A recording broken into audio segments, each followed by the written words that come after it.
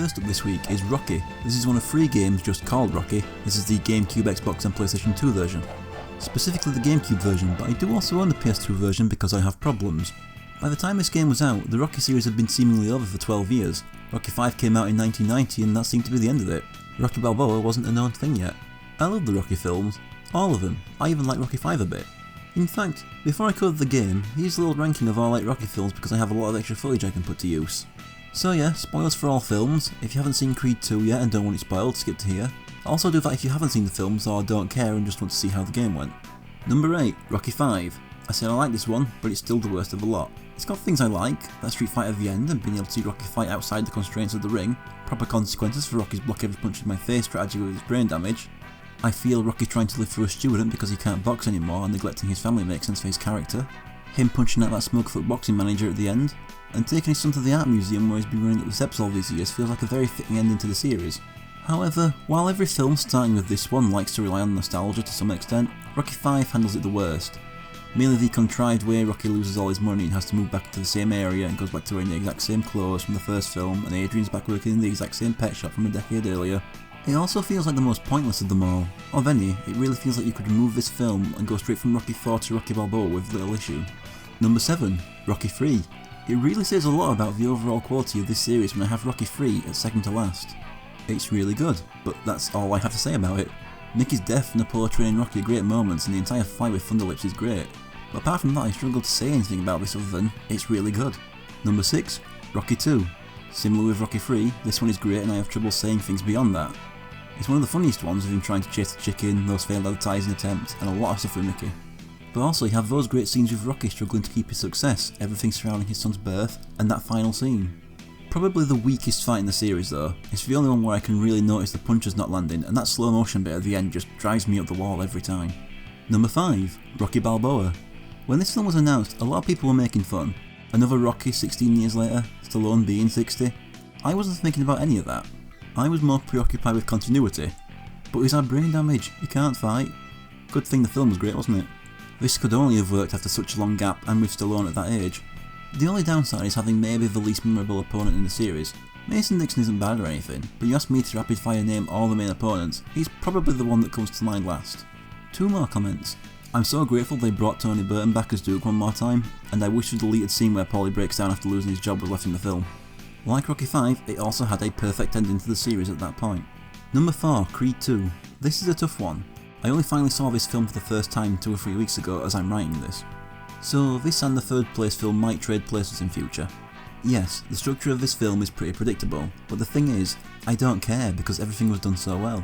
I can buy that a guy like Adonis with a lot of pent up anger and issues from never knowing his dad would be easily provoked by his dad's killer into agreeing to a fight he can't win. Also, if we're comparing parallels between earlier films, while those scenes in Rocky 2 where Adrian is in a coma after childbirth are great, I find the parts where Adonis and Bianca's daughter has inherited Bianca's hearing problems and was born deaf, along with Adonis is trying to deal with that, even more effective. They also did a lot of favours for Ivan Drago. As for his son, for a guy that feels even less talkative than his dad was in Rocky 4, Victor Drago was a very compelling character. I like that while Ivan is using him to win back his respected wife, Victor isn't just a puppet, and while he's clearly got issues with his mother for abandoning him, he seems to be more angry at how his dad was treated after losing to Rocky. Not just at Rocky himself, but the people that actually shamed him. And everything from after his mother walking out when he starts struggling to the end is just perfect. You know, outside of films that scared me as a small child, no film had ever got tears out of me until the final scene of Creed 2, where Rocky finally reunites with his son to fix their relationship and meets his grandson for the first time. It got me right at the last second. So congratulations for accomplishing that, Creed 2. If this is the final film, I am perfectly satisfied. If they want to go on, fine, but I feel everything in the series is now fully wrapped up. Number 3, Creed. When I first heard the name, I immediately assumed it was a prequel and was like, no, why? But once I cleared that up, I was interested. I thought it would be good. I didn't expect it to be this good. I had never seen Michael B. Jordan in any film before this, but he won me over right away as Adonis, same with Tessa Thompson as Bianca. In fact, I feel their growing relationship was better handled than Rocky and Adrian's in the first film. But even though it's not really his film, Stallone steals the show as a 70-year-old Rocky with no close family or friends around him anymore. Consider that scene in Rocky Balboa with him leaving the ring surrounded by people close to him. Now with it 9 years later, and Paulie and Duke are dead and everyone else has moved on or not around, that scene where Rocky finds out he has cancer and declines treatment and him explaining why to Adonis just makes a lot of sense. Not to mention we are seeing film's biggest never give up underdog give up and just decide he's going to let himself die.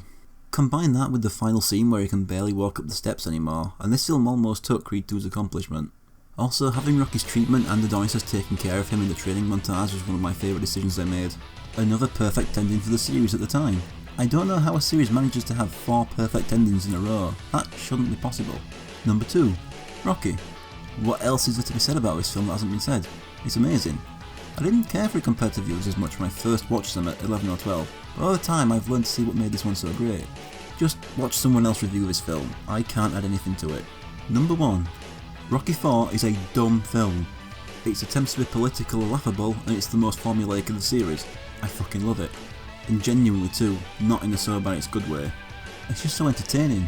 The fights are great, that robot, Duke. But what makes me come back to this one so much is the montages. They're all great. Best training montage, best fight montage, no easy way out. Just the best soundtrack in the series. It's also funny that as far as I'm aware, this is the only film that was never declared the last one, but it really does have a sense of finality to it. You've got Apollo's death, that recap of the entire series in the No Easy Way Out montage, Rocky's most dangerous opponent in the series, the most over-the-top training montage, and Polly's little emotional moment right before the fight. If I ever feel like watching a Rocky film, I'm most likely to pick this one. And that's my ranking of the Rocky films. Now for the game, the thing you're actually watching this video for. I start with movie mode on contender difficulty. This is the game story mode taking us through all 5 films at the time. And right away we're put in a fight with Spider Rico. We have all the basic boxing moves, jabs, straights, hooks, uppercuts, both to the body and head. Jabs and straights are assigned to the face buttons, while adding the shoulder buttons and control stick directions are used for the hooks and uppercuts. There's also a super punch I never bothered figuring out how to use. Being the first fight, Spider Rico is pretty easy. As for the character himself, I probably wouldn't remember his name if he wasn't brought back for Rocky Balboa. When I first saw that film I was just thinking, who? I thought they made a new character up and pretended he was well known the entire time at first. So in the deleted scene in Creed 2, don't worry, no spoilers for the film itself, Rocky's at Rico's funeral, and I kind of wish they kept that in the film for reasons that make sense later on if you've watched that scene. I also just think it's fitting that the last tie to Rocky's past to die is the very first character we see him on screen with. I managed to knock him out in the 4th round. This unlocks Spider Rico for the exhibition mode. Between the fights and training minigames, there are 5 in total for increasing stats with, and you have 2 training sessions per fight. Stats decrease slightly between fights and it's impossible to max out every stat, which makes 100% in this game easier for me. The first one I try is Punch Mix. Gotta quickly perform the correct punch to get more points. I always find it easy to get flustered on these. I'll do well for a while and one slip up will have me making a few more. This time I did well enough to get 10 points added to my strength stat. Next I try the Speed Bag. I have to alternate my punches to keep the marker in the blue zone. First time I missed that blue zone part for a bit and so I lost a lot of time and points. I did so bad the game called me a weakling and only gave me 2 points to speed. Next fight is against Dipper Brown. Remember Dipper? He's the one who got Rocky's locker in the first film and then disappeared from the series. Apparently an exhibition fight between them was filmed but left out in the end. It makes sense putting him in. If you only include the even very slightly important boxers Rocky faced in the first 5 films, you only end up with a roster of 6. So filling the game up with extras in the extremely minor is the only option. Let's just say it's a good thing Apollo didn't challenge Dipper to a fight because he demolishes Rocky here. No wonder Mickey took a shame to him. He knocks me out in the 3rd round, but I have 2 more continues. Now this isn't lose live, start from the beginning, they're basically 3 extra training sessions I can have after losing. So I do the speed bag right this time and get 9 extra speed points. They don't help me much at first, it takes me till the 3rd round to knock him down once. Then nothing happens until the 5th round where I knock him down again. I get him down once more this round, but he's saved by the bell. At this point I think he's given up and I knock him out at the beginning of the 6th round. Dipper unlock. Next training I try is the heavy bag. I have to move around the meat, staying in the green light and pull off as many combos as I can. This adds 7 to my movement. Then comes skipping. I hate this one. I have to tap A as the green light flashes and use the control stick to pull off tricks. Either I'm shit or this one doesn't work. I never got this one to work right the entire game. 1 point to stamina. 3rd fight is against Ernie Roman. Ernie was never on screen in the film. If you remember, he was the first name suggested by Apollo after his original challenger injured his hand, but he was unavailable. So they had to make up his appearance for the game. He gets a few hits in, but I trap him in the corner and knock him down in the 1st round. Then he makes me pay towards the end of the 2nd, so I get him back in the 3rd round. He doesn't recover though and I finish him off in the beginning of the 4th and unlock him. I add 10 to my strength and 8 to my speed. Next we get a cutscene using actual audio from the film. Bad quality audio from the film. I think I'm becoming nobody. I'm supposed to be a fighter. It covers Apollo's decision to challenge Rocky. My favourite part is they included the colouring mistake on Rocky's shorts when showing their posters animated. Before I talk about Apollo, I'd just like to say I'm grateful for them modelling Duke in his corner. Now Apollo. Apollo's fine enough in the first film, but it's the sequels where he really shines. Seeing the lengths he'll go to provoke Rocky into a rematch not out of pettiness or bitterness, but to prove to himself that he is still a champion. The fact that he says, "I won but I didn't beat him" in the 2nd film shows that there's more than just pure ego there. He works perfectly as Rocky's new trainer in the third film, and despite the over-the-top nature of the fourth, his death is still effective. It's funny how a fourth film wasn't planned, but his last line in the third about how much of a shame it is they have to grow old perfectly foreshadows his death. The fight stays even until I manage to knock him down halfway through the third round, and again in the fourth round, and I put him down for good in the fifth. I don't remember it ending this way. This unlocks the first film's version of Apollo. Now I try the last of the training minigames, the sit-ups. I have to mash A and B to do the sit-ups. Every 3 sit-ups the trainer will chop Rocky's stomach, so I have to press X to tense so I don't lose energy. I add 6 to my determination. I then add 10 to my movement. My first fight for the Rocky 2 section is against Mackley Green. This is the guy originally set to fight Apollo in the first film before he injured his hand. Of course, Rocky's only fight in that film is against Apollo at the end, and he spends most of the film retired. But I don't think there's room in the boxing game for wait for your wife to leave her coma mechanics. Green's quick, and he manages to knock me down in the first round, twice. But after that he just loses steam and I keep knocking him down until he stays down in the fourth round. This not only unlocks him, but also the Rocky 2 version of Rocky. I add 10 to my strength and fail at skipping again for 2 in movement. Next is Buddy Shaw. He's another one like Ernie Roman who was just a name Apollo threw out in the first film. I have no real trouble with him and I knock him down twice in the third round and once more for good in the fourth. Another 10 to strength and 9 to speed before taking on Billy Snow. He's yet another name given out in the first film, this time by Apollo's team. Apollo turns him down because he fouls too much. After knocking him down twice in the first round, he becomes almost indestructible and keeps me going to the 6th where he knocks me down twice before finishing me off in the 7th. So the developers made Billy from Newcastle, and the game's developer Rage Software was in Newcastle. Now, I'm not saying the Newcastle based developers made their Geordie OC the biggest challenge in the game, I'm just saying in my first time playing the game it wound up looking that way. I then waste my extra chance failing at skipping for 2 stamina points. It does go better the next time though because I keep knocking him down until he finally stays down in the 6th. 10 to movement and 10 to strength. Next we get a cutscene showing Apollo calling out Rocky on TV. His trash talk has less of an effect in this timeline though considering I laid him out. So rematch with Apollo Creed. It's not as easy as last time. I get knocked down in the first round, but then I knock him down in the second. Third round he nearly knocks me down but I hold him off until the bell. Fourth round the opposite, I nearly knock him down but he holds me off. Fifth round I knock him down at the beginning, no knockdowns in the 6th, but I've still got the lead. Then he's finally done in the 7th. We then get the Yo Adrian I did it scene. I auto-train skipping for 5 stamina points. Auto-train is always 5 points. You remove the risk of getting almost nothing but lose the chance of better gains. Then I get 10 more to strength and taking our first Rocky 3 fight against Big Yank Ball. Big Yank Ball is in fact a character. He's seen as one of Rocky's opponents in the Eye of the Tiger montage where he's defending his title at the beginning of the film. It took me far too long to realise the Yank is supposed to mean American, as in Big American Wrecking Ball. Thanks to my stats he's no trouble at all, down twice in the first round and put down for good at the beginning of the second. 8 to speed and 10 to movement. The second fight for this section is against Joe Chan. He's one of the guys Tommy Gunn defeats in Rocky 5. This guy was just as easy as Ball, just more stubborn, knocked down twice in the first round, once in the third and finally stayed down in the fourth. 8 to speed and 5 to stamina for our fight with Vito Soto. Another guy seen beaten in the Eye of the Tiger montage. No fight with Thunderlips in this game. Another easy one, goes down once in the first, twice in the second, finished off in the third. 10 to movement and 5 to stamina for Clubber Lang. We get a slight recreation of the Eye of the Tiger montage along with a newspaper reporting Mickey's heart attack and Apollo stepping in as Rocky's trainer. Clubber is definitely a memorable character, gotta be being played by Mr. T. But at the same time, aside from handing Rocky his first only on-screen knockout, I find him the least interesting of Rocky's rivals. Everyone else has something more to them, even Ivan Drago pre-Creed 2, I find. It's the stuff around him that's more interesting, like Mickey's death and Apollo taking over. Not to say I dislike him, he serves his role perfectly well as an angry loudmouth when he's humbling. Even though he lasts longer, things go worse for Clubber here than in their rematch in the film since I knock him down twice in the first round. He's getting mad though because he pounds me into the ground right away in the second. His strength is ludicrous and he knocks me down again, but I get him back down in the third and fourth before finishing off in the 5th. Into the Rocky 4 section now and I get 9 more in speed and another 10 in strength, maxing it out at 100. I don't fancy Big Chuck Smith's chances now. Smith was yet another suggested replacement for Mackley Green in the first film, but Duke turned him down for being too old and slow, and that was in 1976, we're in 1985 now. That's why he demolishes me. When I first saw that game over I nearly shit myself. At first I thought they were going to make me start moving more from the beginning, but luckily it just means I don't get extra training before I try again. He knocks me down again in the first round twice. This time I quit out and try again. That's when I discover a new strategy that will carry me the rest of the game. Mash A and B, just keep jabbing the body. Mix up my technique? No, just jab the body, it works better. Only start to uppercut when they get dizzy or you think it's certain to land. It's not perfect, but it does get me the win in the 4th round.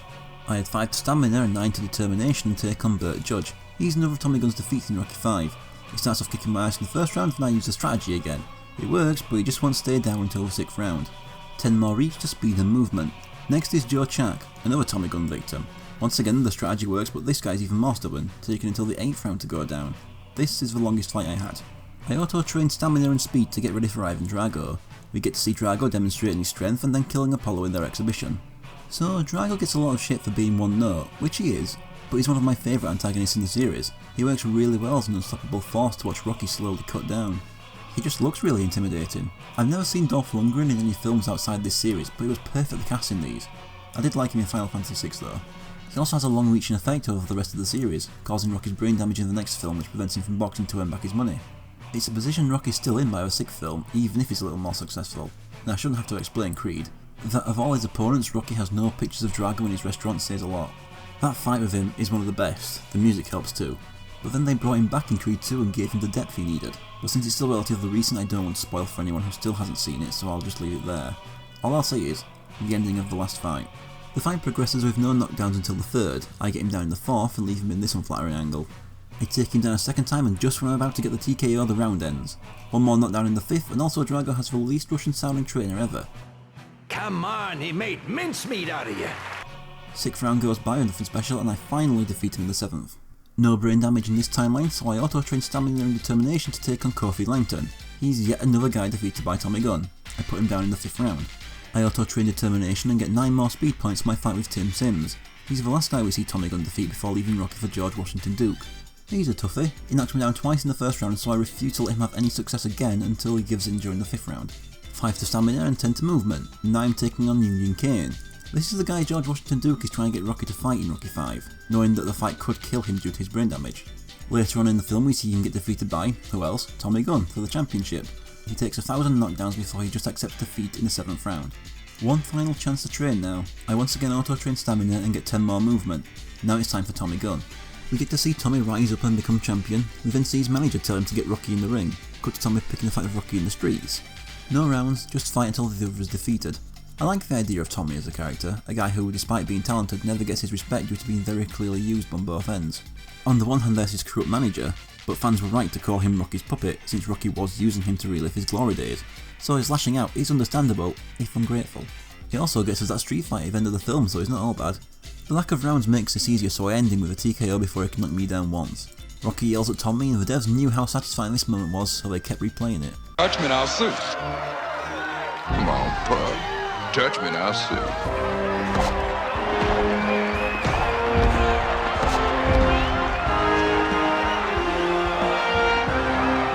Sue me for what? Then comes the credits. Every character I fought I unlocked in multiplayer, but being the game on Contender also unlocks tournament mode, and the Rocky statue is a playable character, but tells me I need to beat movie mode again on champ difficulty to unlock the final character. Alright.